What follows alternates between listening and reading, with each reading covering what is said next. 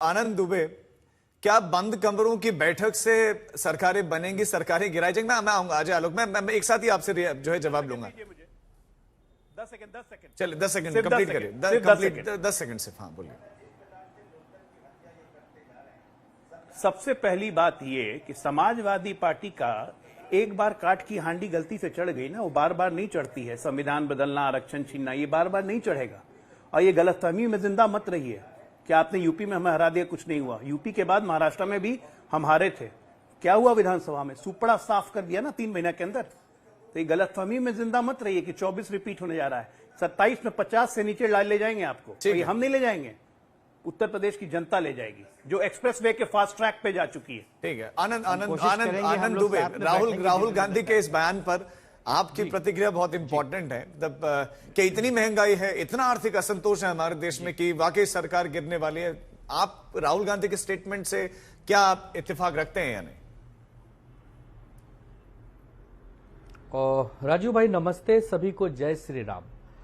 देखिए, हमारे देश का संविधान बहुत मजबूत है, यहाँ का लोकतंत्र बहुत मजबूत है, उसकी जड़ें बहुत गहरी हैं।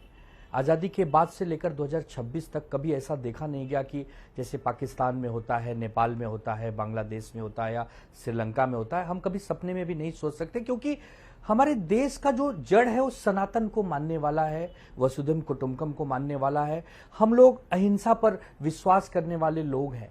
तो हम नहीं समझते कि यहाँ सरकार बदल जाएगी या तख्ता पलट हो जाएगा, क्योंकि अगर प्रैक्टिकल बात करें राजू भाई, तो 240 सीटें अकेले बीजेपी के पास है, उनके साथ टीडीपी है, जेडीयू है, एक नाथ शिंदे वाली शिवसेना है और भी बाकी लोग हैं, तो उनके पास बहुमत है। और 2029 से पहले यहाँ कोई चुनाव नहीं। जब तक एनडीए न टूट जाए, एनडीए में फूट न पड़े, तब तक तो हमें लगता है यहाँ पर कोई सरकार बदलना या हाँ प्रधानमंत्री किसको बनाना नहीं बनाना है बीजेपी का अंदरूनी आप भी कह रहे हैं कि कांग्रेस प्रैक्टिकल नहीं है, मोदी जी खुद इस्तीफा दे दे, हो सकता है आरएसएस नहीं। मैं वही बोल रहा हूं कि देखिए, मैं बार बार कह रहा हूं कि हमारे देश में तख्ता पलट होना या सरकार गिरा देना ये कभी होगा नहीं इस जन्म में, क्योंकि यहां पर सनातन की जड़ें गहरी हैं। सनातन मतलब 100 करोड़ से ज्यादा लोग आज भी प्रभु राम राज्य में विश्वास करते हैं, जिनके जीवन में हिंसा नाम की कोई चीज नहीं है। अच्छा, दूसरा, हम लोग राजू भाई कोई ज्योतिष भी नहीं है, कोई हम ऐसे आकलन भी मूल्यांकन भी नहीं कर सकते कल क्या होगा, कल किसने देखा है। 2029 से पहले कुछ हो ऐसा मुझे नहीं लगता, जब तक एनडीए में फूट न पड़े, बहुमत न निकल जाए। तो देखिए, तो ये भी बताते कांग्रेस ऐसा क्यों कह रही है? कांग्रेस ऐसा क्यों कह रही है? तो सुनिए ना, बीजेपी को मैं वही कह रहा हूं, कांग्रेस को अगर बीजेपी को हराना है तो स्किल डेवलपमेंट करना होगा। चुनाव जीतना एक स्किल है। पहले जमाने में मुद्दों पर चुनाव हो जाते थे सब, अब चुनाव जीतना एक कला है। चुनाव 15 दिन कैसे लड़े जाते हैं, बूथ मैनेजमेंट कैसे किए जाते हैं, अपार धन कैसे खर्च किया जाता है, पूरी एजेंसियों को कैसे नियंत्रण में रखा है, ये सब बीजेपी को पता है। तो उसका काउंटर करने के लिए जैसे समाजवादी पार्टी ने उत्तर प्रदेश 2024 में 37 सीटें जीती, पीडीए बना के मजबूती से लड़ी, उसी में 6 कांग्रेस को भी मिल गई।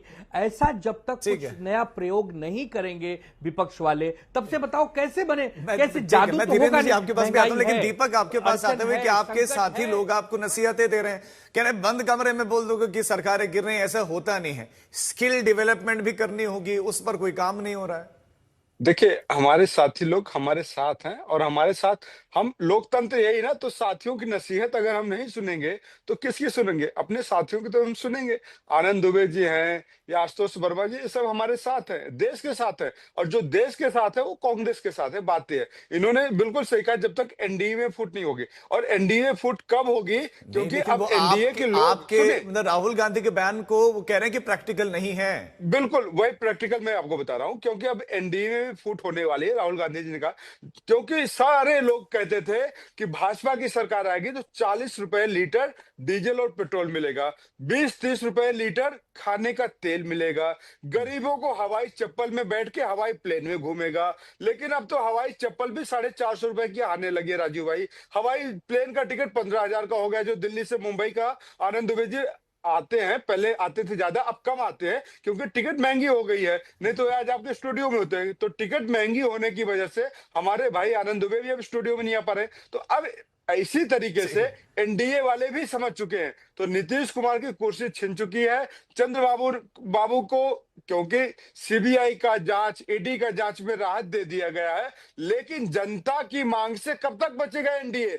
जिन्होंने वादा किया था महंगाई की मार, अब की बार मोदी सरकार, तो भैया 12 साल हो गए। जिन्होंने कहा था रुपया गिरता है, देश का चरित्र गिरता है, देश का प्रधानमंत्री रेनकोट पहन के जाता है नहाने, तो अब मैं नरेंद्र मोदी के लिए क्या बोलूं भाई? नरेंद्र मोदी जी नहाते भी हैं कि नहीं नहाते? रेनकोट पहन के जाते हैं या स्विमिंग सूट पहन के जाते हैं? क्या पहन के जाते हैं नरेंद्र मोदी जी? आपको देश में डॉलर की कीमत 97 रुपए पहुंच गई है। 1 रुपया मतलब 97 रुपया और $1 का डिफरेंस आप समझ रहे हैं कितना हो चुका है? दीपक, ये तो बातें आ अगर गई आपकी बातें, मैं जवाब एक साथ दूंगा, लेकिन अभी धीरेन्द्र आपके पास हूं कि आप तो सहयोगी दलों में से एक है, गठबंधन में है। क्या किसी तरह का असंतोष आपको महसूस हो रहा है इस समय, जो ऑपोजिशन को दिख रहा है? को भी दर्द महसूस हो रहा है गरीबों का। देखिए, राहुल जी के नेतृत्व में राजीव जी कभी इंडिया ब्लॉक ही आज तक एकजुट नहीं रहा। अपने ही ब्लॉक में उनको टूट फूट होता हुआ दिखता रहा, तो हर जगह उनको टूट नजर आता है। और ये सब ना सियासत करते नहीं है, साजिश करते हैं। और इस तरह के बयान जो आते हैं ना, वो साजिश वाले बयान होते हैं। इससे पहले देख लीजिए ना, कांग्रेस के अजय राय जी का किस तरह का अमर्यादित बयान आया है, उसका क्या आप निकालेंगे अर्थ? और ये भविष्यवाणी जो कर रहे हैं, ये 2024 में भी किए थे राहुल गांधी जी, बड़े इत्मीनान से और एकजुटता के साथ एक सरकारें हम लोग बनाते जा रहे हैं।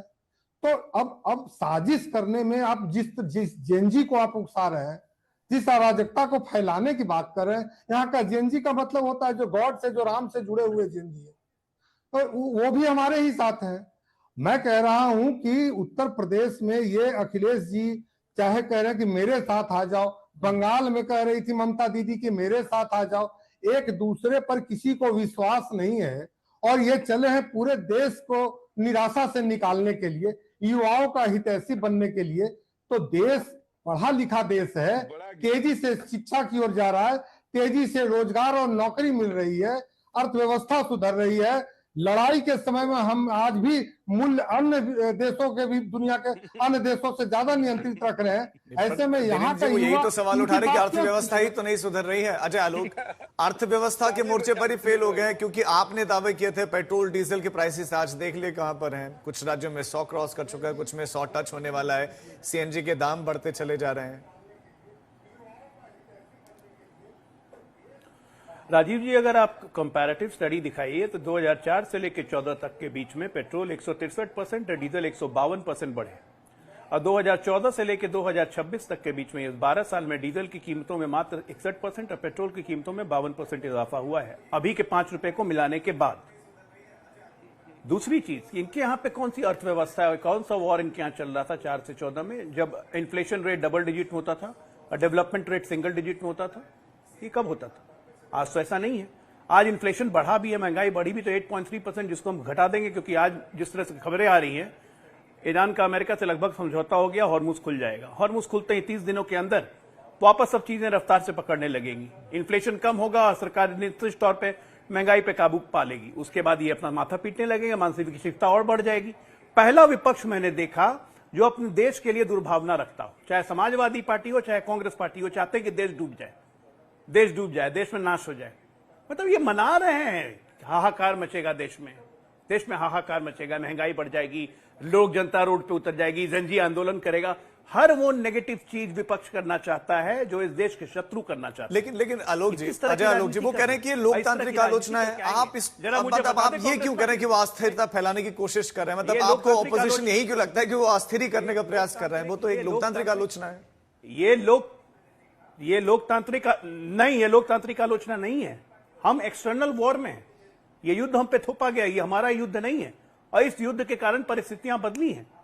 आप फायदा उठा रहे हैं, आपने कोविड में फायदा उठाया, आपने कोविड में अपने घर की बनी हुई वैक्सीन को मोविड करके उसका मजाक उड़ाया। यहां समाजवादी पार्टी के बैठे हुए लिया कि नहीं वैक्सीन? डॉक्टर हैं बाय प्रोफेशन, इन्होंने वैक्सीन ली होगी, लेकिन इनके नेता कहते थे वैक्सीन मत लेना। ये विदेशी वैक्सीनों के लेने की उस वक्त पैरवी करते थे। मुझे अच्छी तरह से याद है, चाहे समाजवादी पार्टी हो, कांग्रेस पार्टी हो, विदेशी टूल किट बने हुए थे कोविड के टाइम में। सरकार का मैनेजमेंट ठीक नहीं है, ये नहीं है, वो नहीं है, अर्थव्यवस्था डूब जाएगी, पैसे दे दो हाथ में। क्या हुआ? कोविड के बाद तो हमारी अर्थव्यवस्था अच्छी चलती गई। ठीक है, ये इनको बर्दाश्त नहीं होता, ये भूल जाते हैं कि मतलब आलोचना करिए लेकिन अस्थिरता फैलाने का प्रयास तो मत करिए, ये सीधा आरोप लगा रहे हैं वो। देखिए, ऐसा है ना कि आंख बंद करने से अंधेरा नहीं होता है राजीव जी, और भारतीय जनता पार्टी सब चंगासी कहने से देश की अर्थव्यवस्था सुधर नहीं जाती है। हमारे साथी प्रवक्ता भूल गए हैं कि 2014 में जब ये आए थे तो उस समय डॉलर की जो स्थिति थी वो 60 रुपए थी। रुपए की स्थिति, डॉलर के सामने रुपए की स्थिति 60 रुपए थी। और आज जब ईरान इजराइल का लड़ाई नहीं शुरू हुई थी, 28 फरवरी के समय 92 रुपए थी। मतलब 11 सालों में 60 रुपए से लेके 32 रुपए तक आप नीचे गिर के धराशायी हो गए। और इस समय एशिया की वर्स्ट परफॉर्मिंग करेंसी अगर है तो इंडिया है। 2014 में मनमोहन सिंह की जब सरकार गई उस समय भारत के ऊपर 55 लाख करोड़ का कर्ज था। आज भारत के ऊपर 197 लाख करोड़ का कर्ज है। तो सब चंगासी कहने से होता नहीं है।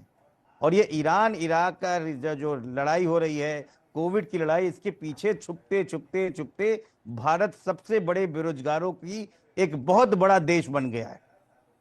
यहाँ का यूथ इस समय इतना फ्रस्ट्रेशन है कि एक मजाक में एक फनी ट्रेंड बनता है कॉकरोच पार्टी, और एक दिन में आपकी पार्टी जो विश्व की सबसे बड़ी पार्टी है, 3 दिन के अंदर 16 मिलियन मतलब लगभग 1 करोड़ 60 लाख सब्सक्राइबर, वो यूथ वहां पे खड़ा हो जाता है।